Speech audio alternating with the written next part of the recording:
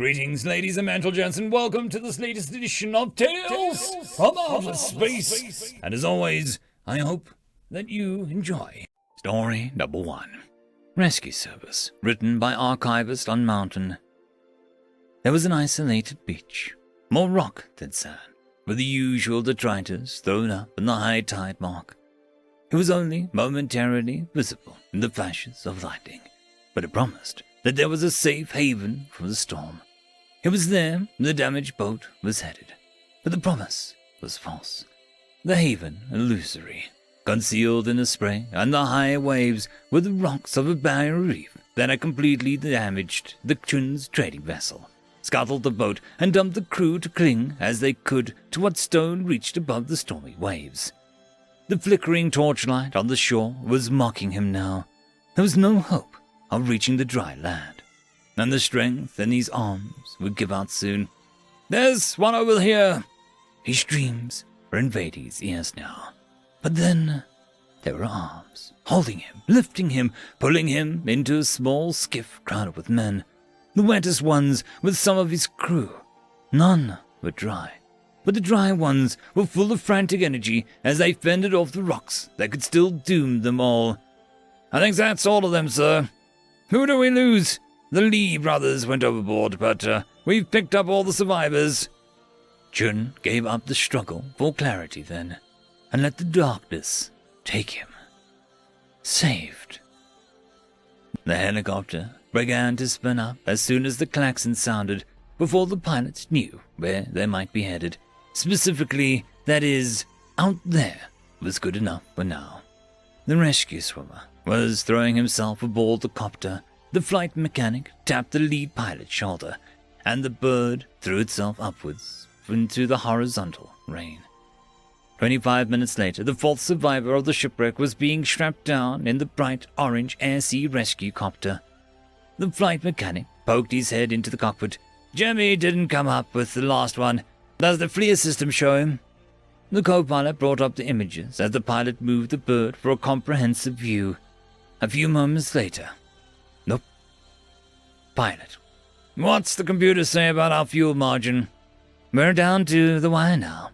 "Mac, drop the buoy. Buzz, call it in to standby team. Have them get out here. Wouldn't find him. We have a load to drop off at the hospital."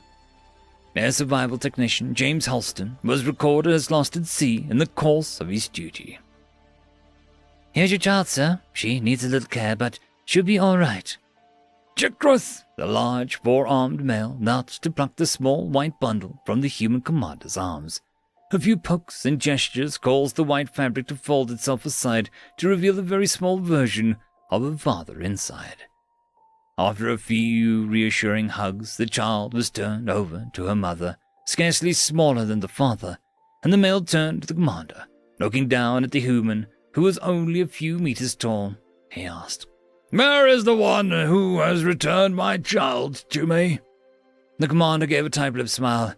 "He is, not available," he said softly. After assuring the large alien that as soon as he saw the rescuer, he would have him contact the family, the commander retreated to the safety of his office. Only then did he unclench his hand, revealing a memory chip that had been fastened to the outside of the child's rescue pod. Properly, the first viewing should be with witnesses, but the commander needed to know. The view screen lit with the face of Antonio Chavez, and the commander's lips tightened as he heard the last words of his petty officer. "Sandra, finally did it. I can figure out how to fix this without, don't tell the kids, I'm the stupid, okay? The only thing I can figure out is to vent most of my O2 and make it half-assed jet. And when it's almost gone, I'll jump away from the station. The comp says that I'll just barely put the kid into a rescue bay before her life support gives out."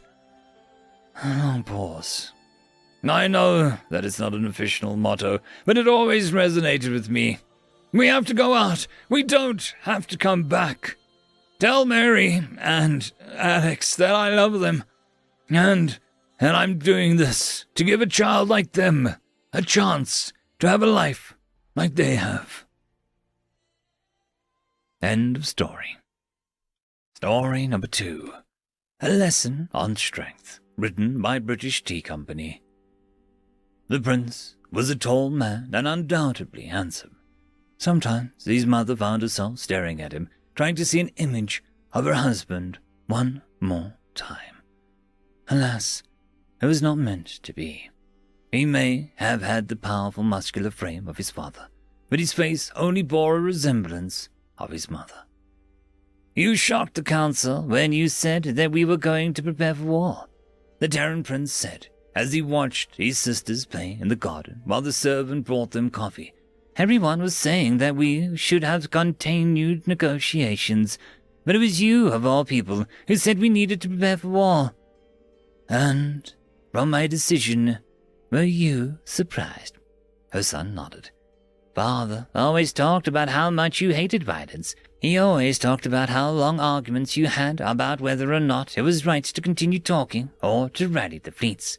To hear you be the one to make the decision that we are going to prepare for war, it feels a bit strange." He gave a slight chuckle. "Besides, wasn't that going to be my job? It would have been what Father wanted." There was a slight sigh from the Terran Queen as she shook her head. "What your father and I wanted were the same things. We always just had different ways of doing things. You have no idea how much I wished he was here with us. I only told the council that we would go to war. If I was your father, his words would have made them demand for the Atlian blood in a heartbeat. For me, it's hard to motivate people into doing something I hold in the greatest disdain. Violence." She gave another sigh. "War is an ugly thing, and that is why I cannot bear the thought of having you dragged into it. Worse, I cannot bear the thought of you wanting to be a part of it. It was your father's legacy, but I hoped that it would not be yours." The prince looked to himself and back at her. "Then why drop negotiations? Why not try to continue to stall the Atlians? You think for one moment they would actually agree to any settled terms? Look at what happened in the past 2 years. No, they would never honor any agreements. To them, so long as they are strong and the victims are weak, they can do anything they wish." She held up 2 fingers for emphasis. 20 years ago, your father crushed their navy at the Battle of Polaris, had sent them running back to their homeworlds. To this day, they don't dare threaten Terra. They know we are stronger than them. We probably still are. The same cannot be said for our neighbors, though. She sighed again and took a long pause, looking up at the sunset. She heard the laughter of her daughters playing in the garden and looked back at her son. "That is the ugly truth that no one will ever tell you. Might does make right. The strong can take from the weak if they choose to. The key there, however, is if they choose to. Tell me, throughout the past 20 years, what has Terra done besides secure peace treaties and send aid to those who've needed it? Through these past 20 years, did we take from the weak because we were strong, or did we give to the needy because we had plenty? Might makes right, my son. And right now, Terra is the last lifeline of any justice left in the galaxy as the Atlians drive forth. Our fleets will crush theirs and send the devils back to whatever holes they crawled out of. In a universe that doesn't care or the powerless, we will be the ones to force the galaxy that still does. That is why I will give them war.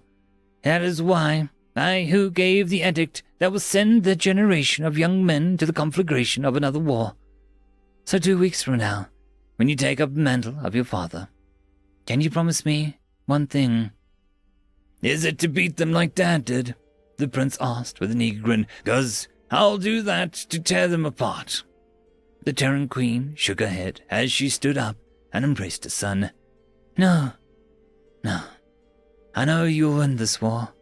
I know we will win this war. The only thing I ask of you is that you come home to me, alive.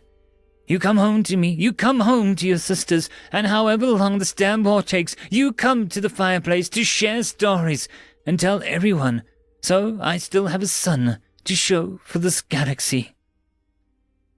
End of story. The algorithm reckons you should be watching this video next, and I recommend that you should be always watching my video. So, click with energy! And yes, clicking that does help the channel. Thank you very much. I'd just like to give a quick thanks to the T5 channel members and patrons: Alithia, Parky, Fudic Yol, Meridian117, Cam Maxwell, Casper Arnholtz, Angry Marine, Lord Azrakal, and White Van 420.